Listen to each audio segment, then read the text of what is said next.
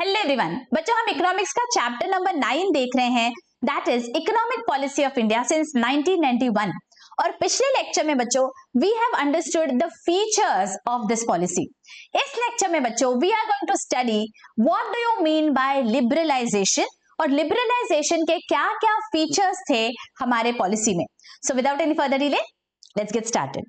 देखिए आपके textbook में है, let us read components of new economic policy. जैसे कि मैंने आपको बताया 3 कंपोनेंट्स है जिसे हम कहते हैं LPG, liberalisation, privatisation and globalisation. So यहाँ पे हम आज पढ़ने वाले हैं बच्चों liberalisation. Liberalisation as the name suggest, क्या करना है हमें? आजादी देना है हमारे इंडस्ट्रीज को। अब आजादी किन चीजों से? जो पहले बहुत सारे अलग अलग रेस्ट्रिक्शंस थे, बहुत सारा लाइसेंसिंग, बहुत सारे rules regulations, everything was there in place and that is why हमारे जो इंडस्ट्रीज है वो ग्रो नहीं हो पा रहे थे, उनका जो ग्रोथ है कहीं ना कहीं वो हैम्पर हो रहा था। इसलिए हमें उन्हें इन सारी चीजों से, इन बंधनों से मुक्त करना था, इसलिए हम लिबरलाइजेशन लेके आए बच्चों। Let us see, liberalisation refers to economic freedom और freedom for economic decision. It means producers, consumers and owners of factors of production are free to take decision to promote their self interest। उनका जो decision है वो खुद लेंगे। उनके लिए पहले गवर्नमेंट डिसाइड करता था, everything used to be decided by the government, वो सिर्फ कठपुतली हो रहे थे। लेकिन अब ये सब रेस्ट्रिक्शंस निकाल दिए गए, उनके लिए जो डिसीजंस है, उनके कंपनी के लिए, कंज्यूमर्स के लिए जो भी डिसीजंस है वो खुद लेंगे, गवर्नमेंट का इंटरफियरेंस नेग्लिजिबल होगा। Okay, Adam Smith in his book Wealth of Nations suggested that economic liberalization is the best economic policy to promote economic growth and well-being of the people। अगर हमें हमारे economy का growth चाहिए तो ये जरूरी है that हम उन्हें आजादी दें, let them have the freedom to make decisions for their companies। Okay, the economic policy which leads to reduction if not removal of barriers in the working of market mechanism and free competition is called economic liberalization। मतलब ये जो अलग अलग तरीके के barriers थे, rules regulations, licensing और भी बहुत सारे थे, ये सारे जो बैरियर्स थे जो स्मूथ फंक्शनिंग नहीं करने दे रहे थे हमारी इंडस्ट्रीज को, उन्हें हमने पूरी तरह से नहीं निकाला बट ऑब्वियसली बहुत ही उनको अभी हमने कम कर दिया, बहुत ज्यादा लिबरलाइज हम हो गए हैं। Let us see one by one features taken for liberalisation. क्या क्या किया हमने आजाद करने के लिए, हमारे इंडस्ट्रीज को फ्री करने के लिए क्या किया? Flexibility of interest rate. Under the policy of liberalisation commercial banks have the freedom to determine the rate of interest depending upon the market forces of demand and supply। पहले क्या होता था? इंटरेस्ट रेट भी always it had to be determined by the government. तो जो commercial bank थे दे were only takers, उन्हें जो भी इंटरेस्ट रेट है वो खुद डिटरमिन नहीं कर सकते थे। तो अब क्या किया है हमने? We let them decide the interest rate. Obviously RBI will set a repo rate, लेकिन उसके बाद ये कमर्शियल बैंक्स के ऊपर डिपेंड करता है दैट उन्होंने उनका लेंडिंग रेट कितना रखना चाहिए। So they will decide according to the demand and supply scenario. Okay, आगे freedom for expansion of industries. पहले क्या होता था? इंडस्ट्रीज कितना आउटपुट कर सकते हैं वो गवर्नमेंट डिसाइड करती थी। अगर उन्हें एनहांस करना है उनका आउटपुट तो उन्हें गवर्नमेंट अप्रूवल की जरूरत थी। मतलब हर छोटे छोटे बिजनेस डिसीजन के लिए उन्हें अप्रूवल्स की जरूरत पड़ती थी, इसीलिए ये अप्रूवल से उन्हें हमने आजादी दे दी। Freedom for expansion of industries. In this new liberalised era the industries are free to diversify their production capacity and reduce the cost of production। Earlier, government used to fix the maximum limit of production capacity। Government fix कर देता था, industries कुछ नहीं कर पाते थे। No industry could produce beyond that limit। Now, industries are free to decide their own production limit on the basis of market requirement। अगर market को ज्यादा जरूरत है तो इंडस्ट्रीज अभी ज्यादा प्रोड्यूस करेंगे, अगर मार्केट में नहीं है इतना डिमांड तो इंडस्ट्रीज कम प्रोड्यूस करेंगे। अब ये खुद इंडस्ट्रीज डिसाइड करने वाले हैं, अभी गवर्नमेंट का इंटरवेंशन नहीं होगा। ओके, तो हमने क्या देखा बच्चों? बैंकिंग में गवर्नमेंट का इंटरवेंशन नहीं होगा, इंडस्ट्रीज में अभी गवर्नमेंट का इंटरवेंशन नहीं होगा। Next, abolition of MRTP, monopolies and restrictive trade practices. ये एक्ट को अबॉलिश करना एक बहुत ही मेजर स्टेप था बच्चों। ये जो एक्ट है यहाँ पे क्या हो रहा था? बिकॉज हमारे जो पब्लिक है उसका शोषण नहीं होना चाहिए, उनका एक्सप्लॉयटेशन नहीं होना चाहिए, इसलिए हमने ये एक्ट आफ्टर इंडिपेंडेंस पास किया था बच्चों।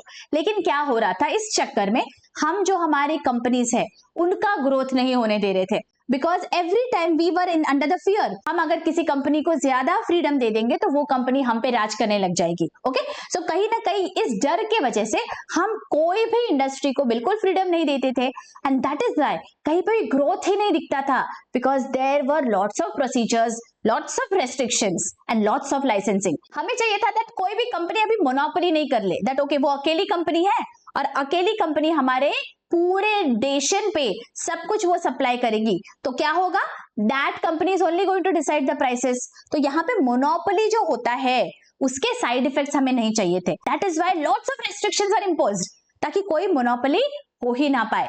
लेकिन इस चक्कर में क्या हो गया, यहाँ पे बहुत सारे दूसरे जो इंडस्ट्रीज है उनका ग्रोथ नहीं हो पाया। सो दैट इज व्हाई इस जो एक्ट को अबॉलिश करना बहुत इंपॉर्टेंट था, बिकॉज जो भी इसके एक्ट के साथ सारे जो रेस्ट्रिक्शंस थे, जो रेगुलेशंस थे वो चले गए, and then the industries could breathe freely and they could develop. Okay, according to MRTP act, all those companies having assets worth 100 crores and more were classified as MRTP firms and were subject to several restrictions. Now these firms have the freedom to take investment decisions. अभी MRTP को abolish कर दिया and now they have the freedom to take their own decisions. पहले ऐसे नहीं था। Okay, next, reforms in FERA. FERA मतलब Foreign Exchange Regulation Act. Regulation, as the name suggests, that everything will be controlled by this act. Foreign exchange से related जो भी सारे transactions है, everything is going to be controlled. तो यहाँ पे एक controlled atmosphere, एक regulatory behavior था, लेकिन हमने इस एक्ट को अभी चेंज कर दिया into foreign exchange management act. अभी क्या करना है, आपको सिर्फ मैनेज करना है, आपको कंट्रोल्स नहीं लाने हैं, आपको थोड़ा सा खुला छोड़ देना है। Okay, let us see.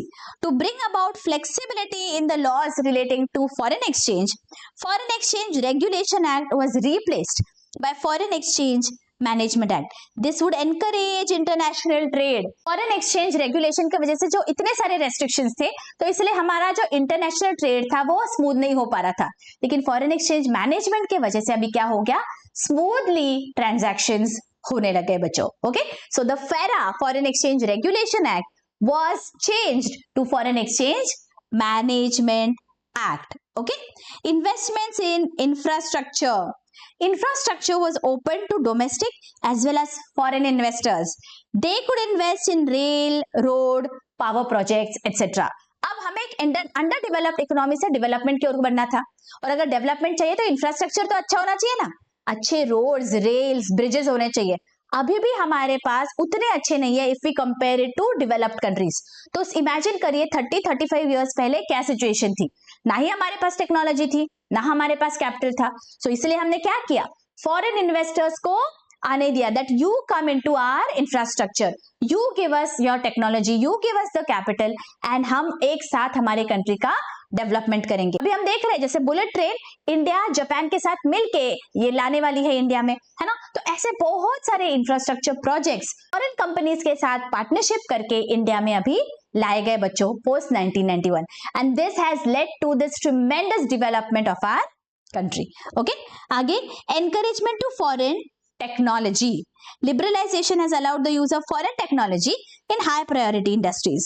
This helps to reduce the cost and make industries competitive. Okay, foreign technology आएगी, नए नए innovative methods आएंगे प्रोडक्शन के लिए, तो हमारी जो कॉस्ट है प्रोडक्शन की वो कम हो जाएगी। कॉस्ट कम होगी तो हमारी सेलिंग प्राइस भी कम होगी, और अगर सेलिंग प्राइस कम होगी तो एक्सपोर्ट करने में हमें आसानी हो जाएगी। We will have more competitive advantage over our foreign competitors, right. So इसलिए बहुत अच्छी नई टेक्नोलॉजी लाना भी बहुत इंपॉर्टेंट है। Next, SEBI, securities and exchange board of India. SEBI was established on 12 April 1992। This step was introduced to, क्यों establish किया, to protect interest of investors in securities.